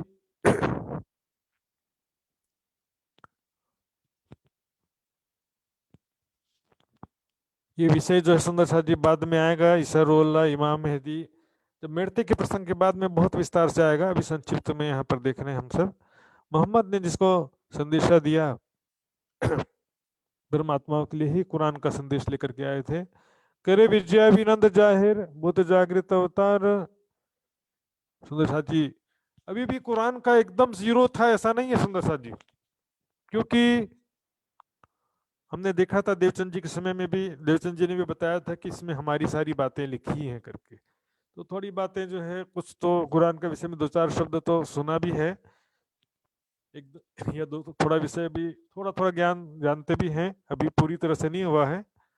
करे विजयाभिनंद जाहिर बुद्ध जागृत अवतार। विजयाभिनंद बुद्ध जी जो जागृत बुद्धि के स्वरूप है, प्राणनाथ जी, कलंक मेट नहीं कलंक करें। ध्यान देंगे यहाँ पर जागृत बुद्धि का अवतार कहा जाता है, प्राणनाथ जी को या परमात्मा का अवतार नहीं कहा जाता। वास्तव में जागृत बुद्धि के स्वरूप है, तारतम ज्ञान का स्वरूप है, लीला ज्ञान में ही है। लीला को देख करके लोग क्या बोलेंगे, आचार्य है, संत हैं, ऐसा कंफ्यूज हो जाते हैं। लीला को देखकर चर्चा कर रहे हैं तो परमात्मा थोड़ी गुरु हो गए ना ऐसे। सुंदर जी लीला ऐसी है, सतगुरु बन पिया आप पधारे, तारतम के किए उजियारे। कलंक मेट नहीं कलंक करे, सारे अज्ञानता दूर करके ज्ञान का प्रकाश कर देंगे, सारे संशय दूर करके हृदय में उजाला कर देंगे। अखंड किया संसार, सारी दुनिया को अखंड मुक्ति प्रदान करेंगे। एक साहिब वेद कथे में एक ही परमात्मा का वर्णन है, सब तिनकी लिखी मजकूर सब उनका ही वर्णन आया है। वेद कथे में एक परमात्मा का वर्णन है, हिंदू ग्रंथों में लिखा है एकोम एव अद्वितीयम, न द्वितीय न तृतीय न चतुर्थ। एक है, उसके जैसा कोई दूसरा नहीं है, तीसरा चौथा पांचवा नहीं है, परमात्मा एक है, एक परमात्मा ही उपास्य है। उसी तरह से कुरान में लिखा है कुल कुल कुल्हु अल्लाहु अहद, यानी सबका मालिक खुदा एक है। ला इलाहा इल्लल्लाह, नहीं है अल्लाह के सिवा कोई दूसरा परमात्मा। जो शाहिदी नेक हुक्म जाहिर किया नूर, वो साक्षी जो है कुरान पाक में, जो साक्षी है राज्य के हुक्म से, उस ज्ञान का उजाला प्रकट हुआ है प्राणनाथ जी के द्वारा सारे संसार में। वो एक परमात्मा कौन है? नूर का मतलब ज्ञान का उजाला, प्रकाश। हके भेजिया मोमिनों पर पैगंबर, जो आखिरी परमात्मा राज्य में राधामधनी ने ब्रह्मात्माओं के लिए ही जो आखिरी पैगंबर मोहम्मद सल्लल्लाहु अलैहि वसल्लम कहते मोहम्मद साहब को भेजा, जो कि आखिरी पैगंबर।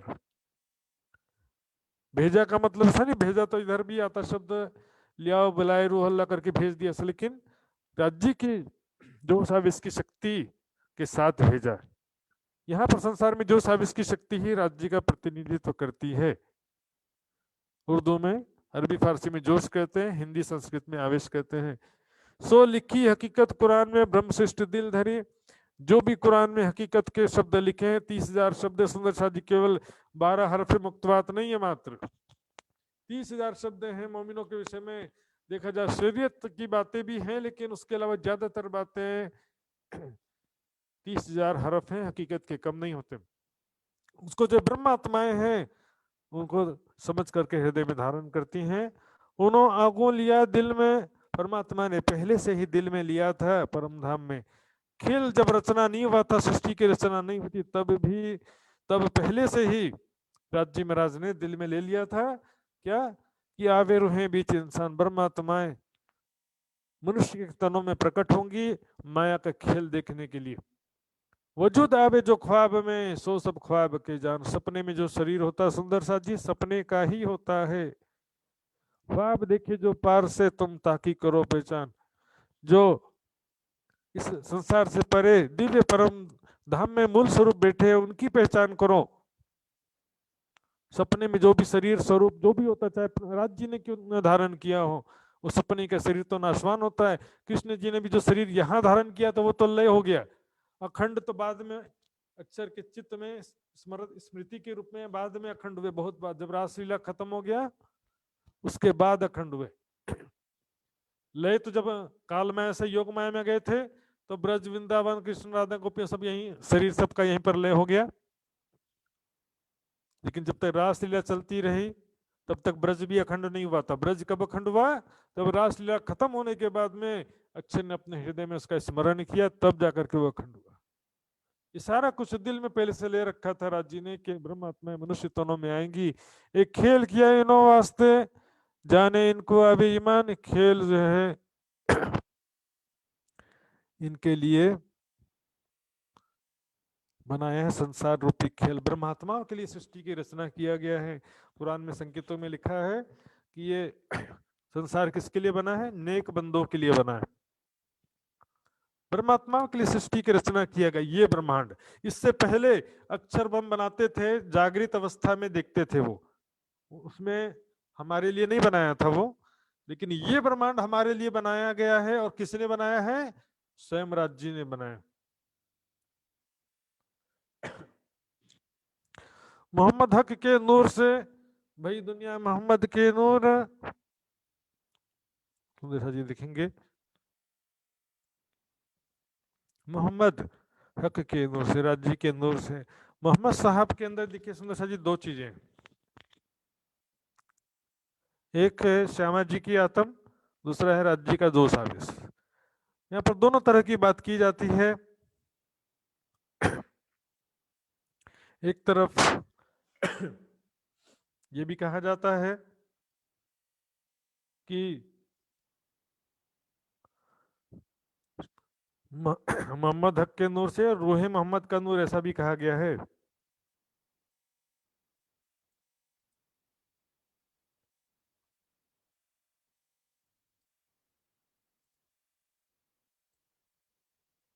तो मैं आपके इसके लिए कुछ छुपाई दिखाने जा रहा हूँ सुंदर साथ जी। देखिए यहाँ पर ये छुपाई दिखेंगे, नूर अनामिन अल्लाह तो कहिया। 118 नंबर की छुपाई देखेंगे सुंदर साथ जी। नूर अनामिन अल्लाह तो कहिया, कुल सैयन मिन नूरी। करे इनका दावा दिल मजाजी, देखो कुल इनो सबूरी। क्या कहे? खुदा मोहम्मद जो है खुदा के नूर से, अल्लाह के नूर से है, और सभी आत्माएं मोहम्मद के नूर से, ऐसा भी कहा गया है। अब यहाँ पर सय्यन और शयन दो प्रकार का अर्थ लिया जाता है। अब देखेंगे इस चौपाई में क्या बात कहा जा रहा है, ये देखिए सबसे पहले।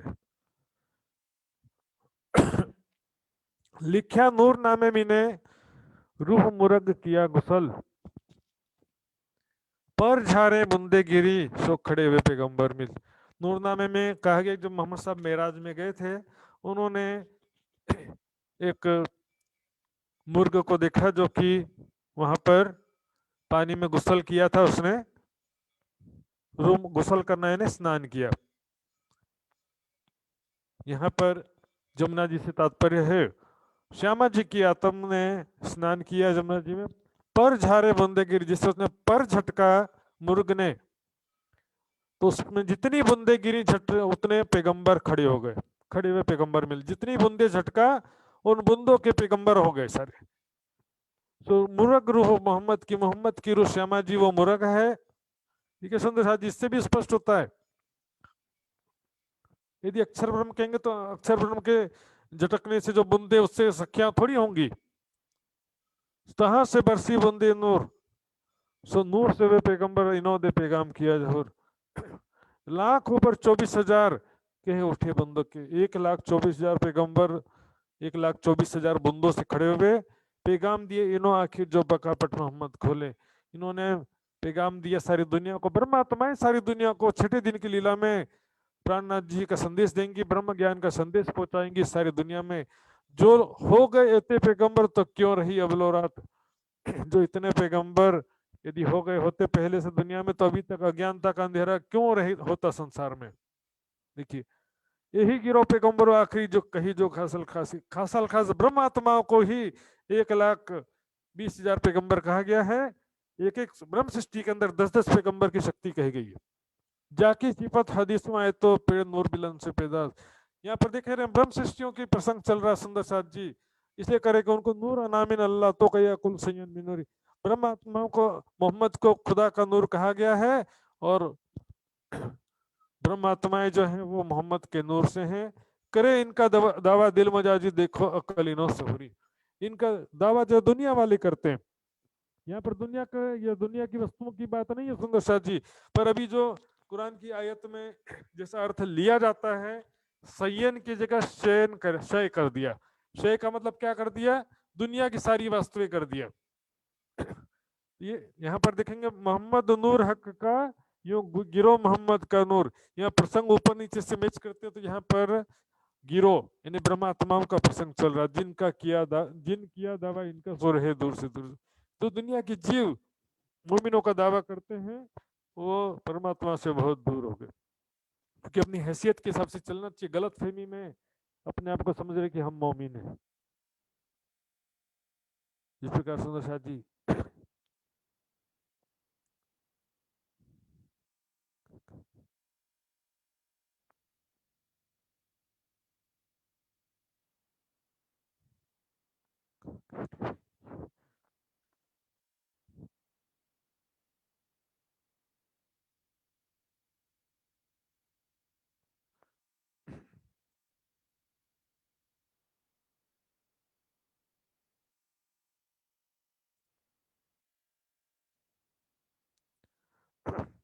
यहाँ पर कहने का भाव देखिए, मोहम्मद साहब के अंदर में दो चीजें, श्यामा जी की आत्म और राज जी का जोश आवेश।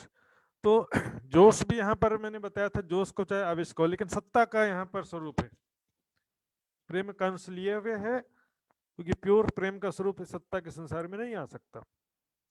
तो श्यामा जी के जहां बात लेते हैं तो श्यामा जी के अंग सखियों से घटा दिया जाता है, और जहां पर शक्ति के रूप में देखते हैं, जैसे कि कहा जाता है कि खेल रसूल हुक्म हुआ, बीच ले आए रसूल फरमान,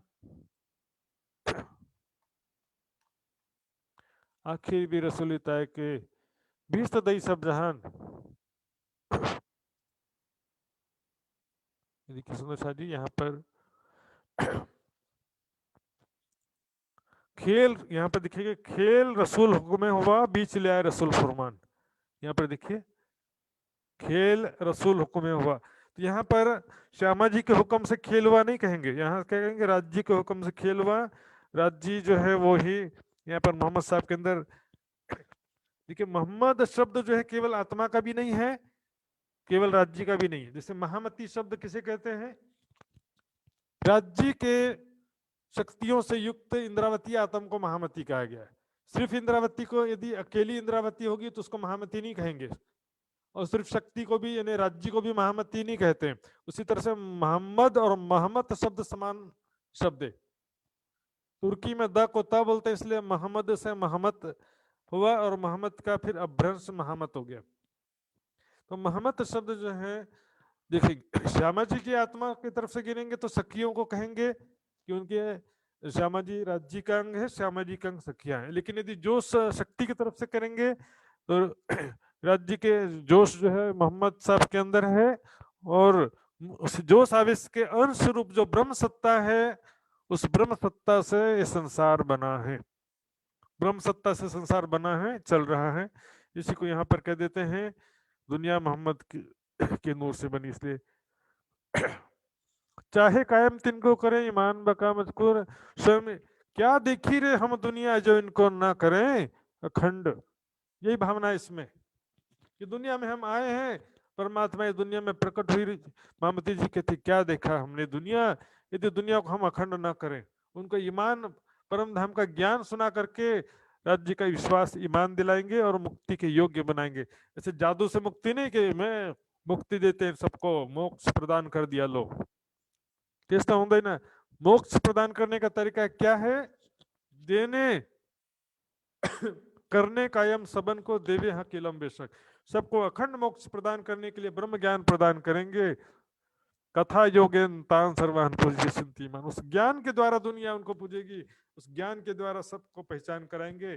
पैगंबर का माजा देवे सबो ईमान, माजा मतलब ईश्वरी चमत्कार, परमात्मा का जो चमत्कार मोहम्मद साहब के समय में ऐसी घटनाएं हुई, उसको उर्दू में ईश्वरी चमत्कार जिसे बोलते हैं, या तो अपन यहाँ पर क्या बोल सकते हैं, ब्रह्म लीला बोलते हैं। क्या जैसे कि प्राणनाथ जी ने उधर विश्व की नदियां अमृत की न हो, तो एक प्रकार से दुनिया की दृष्टि से चमत्कार हो गया ना, तो उसी को ईश्वरी चमत्कार जैसे इसको मौजजा कह देते हैं, उर्दू अरबी में मौजजा कहते हैं। तो पैगंबर मोहम्मद साहब का ये मौजजा देवे सबो ईमान, सबको विश्वास देंगे। ऐसी चमत्कारिक भारी भविष्यवाणियां जो किया है मोहम्मद साहब ने, चमत्कार से चमत्कार के जैसी भविष्यवाणी किया है, वो भविष्यवाणियां जब सही सिद्ध होंगी तब सारी दुनिया जो है ईमान ले आएगी।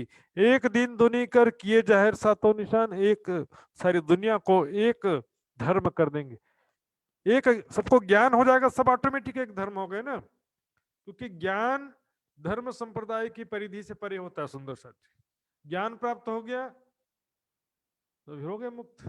हाँ, नाम जो है अपनी अपनी में समझे सब, तो सारे मुसलमान ईसाई हिंदू नहीं बन जाएंगे कि हिंदू मुसलमान बन जाएंगे, ऐसा भी नहीं है।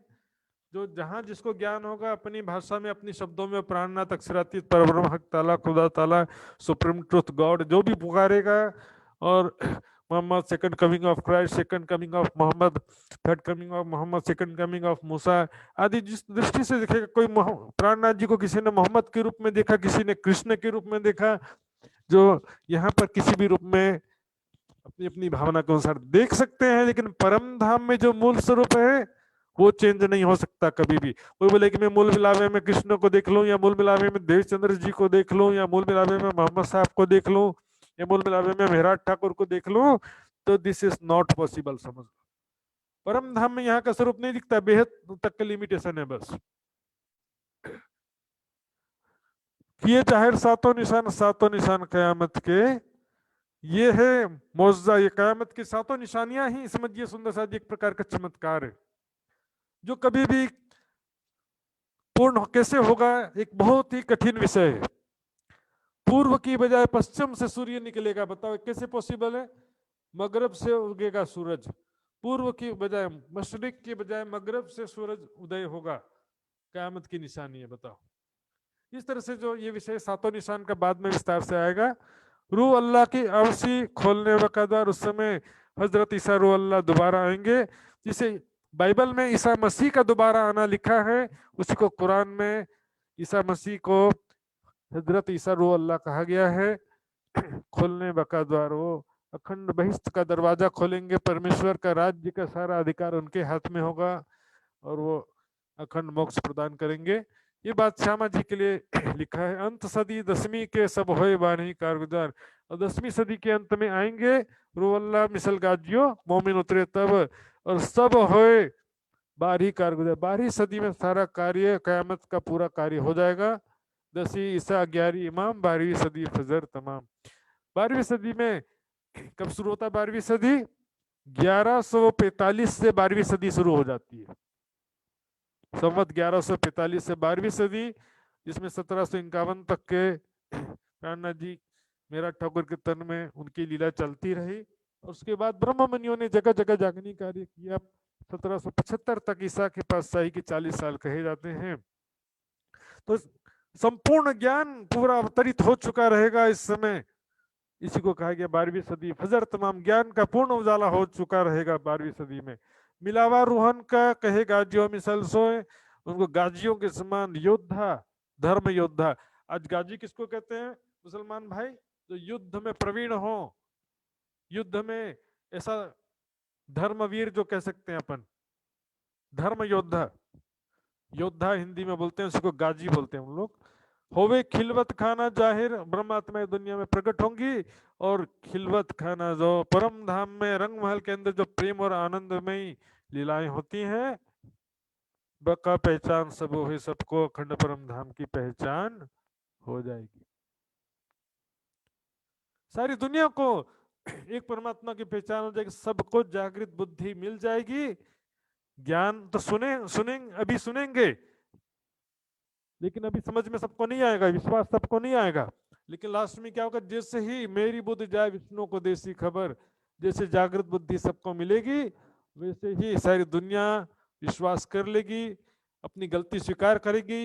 ये बात हम सुने थे पर कोई ईमान नहीं आया था उस समय, तब कहें ये सुनी थी पर आया नहीं, ईमान विश्वास हमको नहीं आया था, सुना जरूर था इस समय हमने। ईश्वरी श्रेष्ठ फरिश्ते कहे सो पहुंचे नूर मकान। ईश्वरी श्रेष्ठ,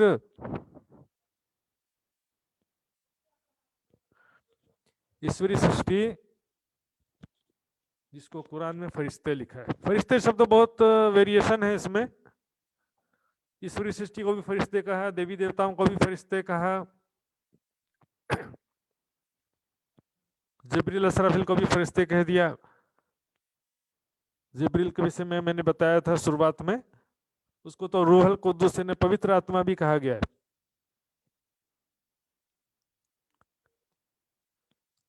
और खुदा की रूह भी कहा गया है।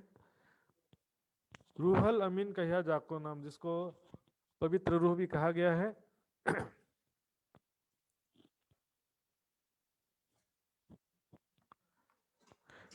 ईश्वरी शिष्ट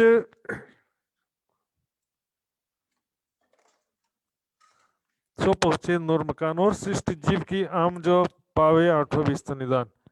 और ईश्वरी सृष्टि की जो जीव है वो आठों बहिस्त प्राप्त करेंगे। वो परम धाम नहीं जा सकते, लेकिन 8 बहिस्त जीवों का ही है।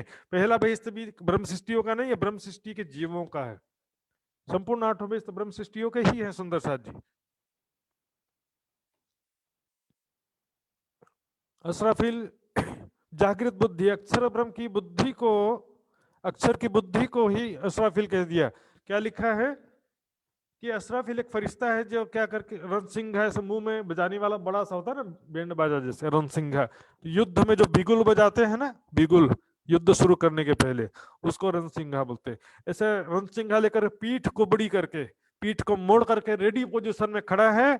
जैसे खुदा का आदेश होगा सुर फूक देगा, और जैसे सुर फूक देगा जलजला आ जाएगा पृथ्वी में, बड़े बड़े पहाड़ टुकड़े टुकड़े होकर के हवा में उड़ेंगे रुई के समान। और सारे मुर्दे जो है कब्र में से फाड़ करके, धरती फाड़ करके निकल जाएंगे, दौड़ने लगेंगे। इसको सुर फूकने का वर्णन है। अब जाहिरी वर्णन से कोई शरीर की बात नहीं है।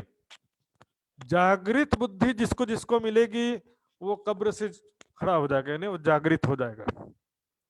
उसी प्रकार जिब्रील के विषय में धनी का जोश कहा गया। कोई तीसरा व्यक्ति पंख वाला पक्षी नहीं है, ना पंख वाला देवता फरिश्ता भी नहीं है।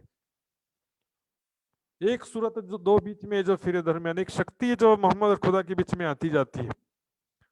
मोमिन अर्श अजीम के बैठे खेल देखत, परमात्मा अर्श अजीम दिव्य परम धाम से आई है। दिव्य परम धाम के मूल मिलावे में बैठे बैठे सपने के समान संसार रूपी खेल को देख रही हैं। मायने खोल जाहिर किए यही बखत कयामत। तो मायने कुरान पाक के रहस्य स्पष्ट करेंगे तो समझो कयामत का समय आ गया। लेकिन कौन मानेगा विश्वास? जो तालीम परंपरा में यही सबसे बड़ी बुराई है सुंदर सा जी। जैसा सिखाया जाता है, जैसा रटाया जाता है, बस पत्थर की लकीर हो जाती। सुना सुना करके बिना कीने पढ़ी अपने अकेले करे बयान, तो सुनाए सुनाए दुनी को कई किए बेईमान। गलत सिखा सिखा करके ऐसा कर देते हैं। हम देखते हैं मदरसों में, अभी इमाम मेहदी के विषय में लिखा है कि इमाम मेहदी जब आएगा तो उसका कोई उस्ताद नहीं होगा, स्वयं खुदा से उसको इल्म हासिल होगा। तो सोचिए सुंदर साथ जी, जब इमाम मेहदी मान लो आते हैं और वो ज्ञान सुनाते हैं, तो काजी मुल्ला को कन्विंस करना पड़ेगा। ऐसे हजारों लाखों काजियों को, मुल्लाओं को कन्विंस करेंगे, उनसे सहमति करेंगे, तब जा करके उनको मान्यता प्राप्त होगी। पता परमात्मा को भी, इमाम मेहदी को भी क्या काजी मुल्लाओं से मान्यता प्राप्त लेना पड़ेगा? सुंदर साथ जी, साथियों जरा विचार करो इस बात। यही साहित हजूर की ता बेर नहीं लगा रहा। परम धाम में वही पल है, वही साहित्य है, वही घड़ी है, वहां एक पल भी नहीं बीता, जरा भी समय नहीं बीता है। 4 घड़ी दिन पिछला ये जाने परवरदिगार, वहां पर अभी भी दिन पूरा होने में 4 घड़ी बाकी है, यानी 4:30 बजे का समय है। अभी भी ये राज्य महाराज अच्छे से जानते हैं। श्री मोहम्मद के मोमिनो ये बेवरा तीनों का कहा, तुम ये तीनों सृष्टियों का बेवरा किया यहाँ पे हूँ, और आगे मजल किए जो दिखाया खेल हुक्म। और उसके आगे फिर क्या होता है, किस प्रकार दीप बंदर जाते हैं वहां पर, दीप बंदर में फिर से जागने का कार्य किस प्रकार शुरू करते हैं वो देखेंगे। तो ये इसे यहाँ पर अभी फिर शुरू करेंगे तो और देरी हो जाएगा, तो मैं अपना वक्तव्य यहीं पर फिलहाल रोकने जा रहा हूँ। तो चुपाई दोहराएंगे सुंदर सर जी। बोलो श्री प्राणनाथ प्यारे की जय। जय। श्री महामती कहे मोमिनो, श्री महामती के मोमिनो, ये बेवरा तीनों का कहिया तुम, ए बेवरा तीनों का कया तुम, कहूँ आगे और मजल की, कहूँ आगे और मजल की, जो दिखाया खेल हुक्म, जो दिखाया खेल हुक्म, जो दिखाया दिखाया खेल खेल हुक्म। हुक्म। बोलो श्री प्राणनाथ प्यारे की जय।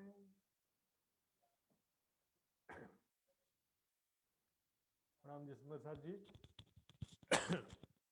आज हमने देखा किस प्रकार कुतुब खां का एक चौथा माया का युद्ध कह सकते हैं इसको, पछे गत मत मारी हरी। जूनागढ़ में किस प्रकार से हरजी व्यास को पहचान कराया, 2 महीना तक साधारण साधु के रूप में सुनते रहे, और उसके पश्चात एक प्रश्न पूछा, एक ही बॉल में आउट। उसके बाद उन्होंने स्वीकार किया कि हरजी व्यास ऐसे निर्मल हृदय वाले कोई कोई मिलते हैं प्रेमनाथ जी की जागनी यात्रा में।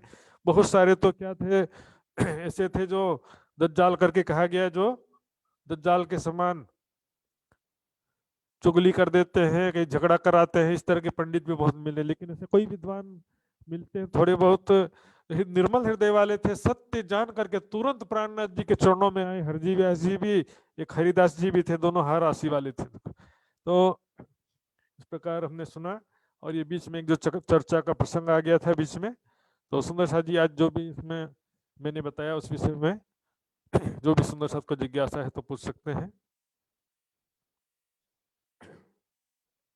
इंद्रावती जी का अनम्यूट करेंगे।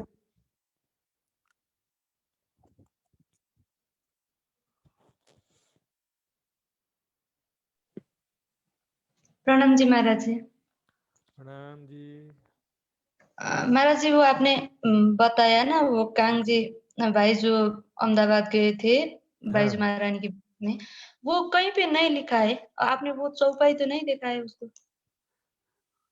वितक में ये पूरा का पूरा प्रसंग जो है ना संक्षिप्त में कर दिया है, लेकिन वो जो मैंने लल्लू भट्ट की वितक की बात किया ना, मैंने लल्लू भट्ट की हाँ, वितक वो में, लल्लू भट्ट में भी आपने नहीं दिखा ना, वो बताया और वो क्या कि मैंने कुछ दिखाया। चुपाई, हाँ कुछ चुपाई टाइप किया था मैंने, पूरी चुपाई में टाइप नहीं कर पाएगा, और उसका जो फोटो थोड़ा सा क्लियर नहीं दिखाई दे रहा था, तो पूरी चौपाइयाँ मैं आपको व्हाट्सएप ग्रुप में रख देता हूँ मैं, उसको आप थोड़ा धीरे से पढ़ना पड़ेगा, थोड़ा सा धुंधला फोटो आया है। वो लल्लू भट्ट की वितक में है वो सब प्रसंग। हाँ, लल्लू भट्ट की वितक में ये प्रसंग अच्छा विस्तार से है। कम से कम 7-8 पेज में ये पूरा प्रसंग है, जिसमें से मैंने कुछ चौपाइयाँ टाइप किया क्योंकि क्लियर नहीं था ये, तो पूरा विस्तार से देखेंगे। और और एक था महाराज जी, वो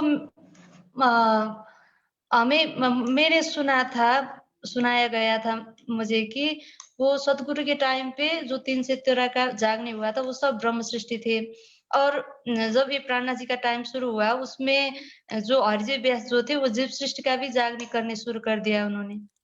के दिया था ये हरिजी व्यास से स्टार्ट कर दिया उन्होंने, वो जीव सृष्टि का भी नहीं देखो, वो मैंने जीव बताया सृष्टि को भी ताड़ना यहाँ दिया। पर देखो, हरजी व्यास जी जो है, इसका शुरू में मैंने आपको प्रसंग कल भी दिखाया था, इसमें कहा था कि ये मैं नाही इन खेत, क्या कहा, मैं इस माया का जीव नहीं हूं, मैं नाही इन खेत। और उसके बाद जो है उसमें छुपाई भी आया है, कांजी भाई भी कहते हैं कि ये तो बात सुंदर साथ की, ऐसा छुपाई कल मैंने दिखाया था आपको वितक की। जीव सृष्टि कहने का कोई भी कारण नहीं बन सकता, या तो ईश्वरी सृष्टि कम से कम है, यहाँ तो सुंदर साथ करके लिखा जा रहा है छुपाई में। मैं आपको फिर से दिखाता हूँ आपको, देखेंगे किस तरह से उसमें छुपाई है।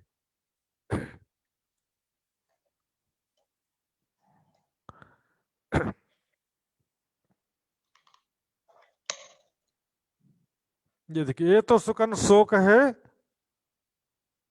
जो है वासना धाम, जो परम धाम की आत्मा हो वो ऐसी बात कर सकती है। क्या ये है हमारे मंच, क्या हमारे सुंदर साथ में से है कहा कि नहीं कहा सुंदर साथ जी। और देवचंद जी के समय में वासना परख परख करके तारतम देते थे, ऐसा बात मैंने भी सुना है। लेकिन जो भी थे, जागी ना कोई आत्म वाली चौपाई भी स्पष्ट रूप से प्रमाणित करती कि तारतम तो दिया होगा, लेकिन जागनी, इसको तारतम प्राप्त करने को जागनी नहीं कहते।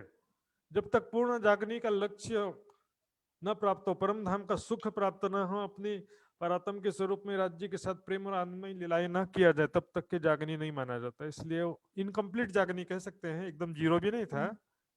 तो उनके साथ में अब जो चर्चा सुनने के लिए केवल ब्रह्म सृष्टि ही आते थे ऐसा भी नहीं कह सकते हैं, चर्चा सुनने कोई ना, सब तो आते होंगे, और सारे के सारे ब्रह्म सृष्टि हो जरूरी नहीं है।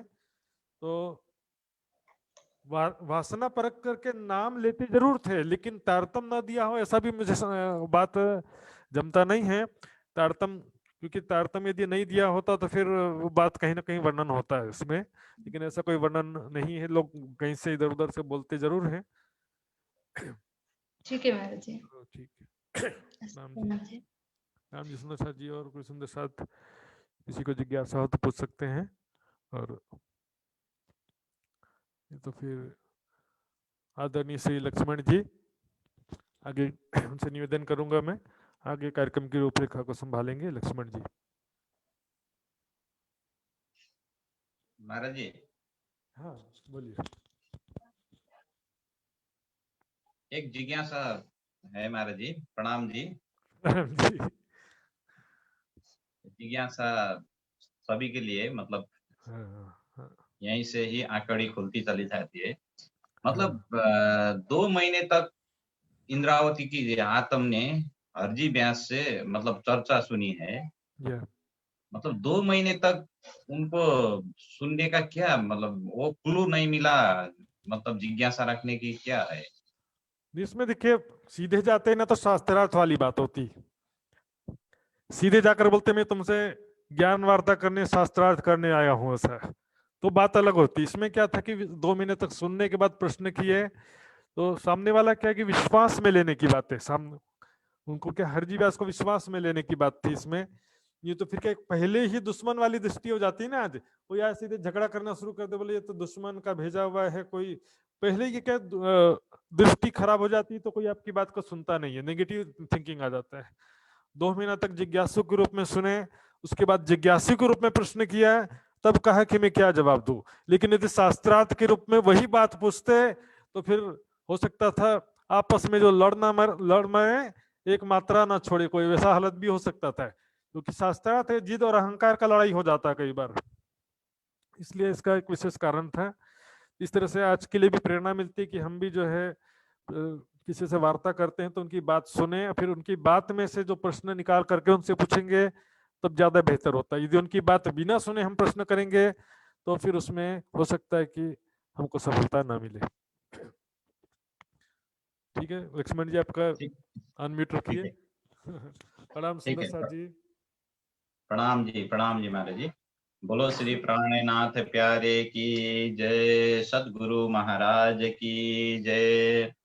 सर्वप्रथम तो बहुत बहुत आभार प्रकट करता हूं मैं महात्मा श्री सुशांत जी के प्रति। सुन्दर साथ जी, आजको प्रसङ्गमा हामीले प्रत्येक प्रसङ्ग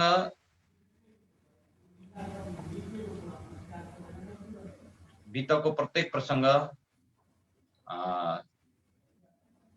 प्रेजेन्ट छ सुन्दर साथ जी। अर्थात्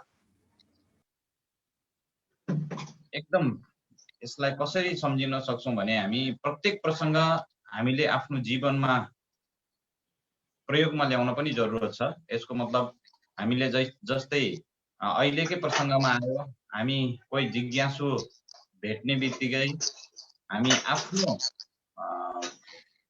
तर्क पेश गर्न थाल्दछौं, ताकि अगाडिको जिज्ञासुको कुरा सुन्न हामी चाहँदैनौं कि चाहन त चाहन्छौं, तर हामीलाई त्यो एक प्रकारको इच्छा शक्ति नै बढी हुँदै जान्छ अनि हाम्रो आफ्नो फिलोसफी अर्थात् आफ्नो वाणीको कुरा अनि वितकको कुरा यो विषय हामी राख्न खोज्दछौं। यो खोज्ने क्रममा कति जिज्ञासुहरू सुन्न नसकिकन अलि पर जाने पनि अवस्था आउँदछ।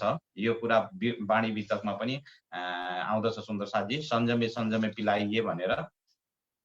आजको प्रसङ्गमा कुतुब खाँले जुन दुःख दियो त्यहाँबाट श्रीजी साहेबजीले कसरी सुन्दर साथजीलाई बचाउनु भयो अथवा त्यहाँ त्यो दुःखबाट कसरी पार गरेर नौतनपुरीबाट अब दीप बन्दर हुँदै अगाडि बढ्ने प्रसङ्गसम्म हामी पुग्यौं सुन्दर साथजी। धेरै धेरै धन्यवाद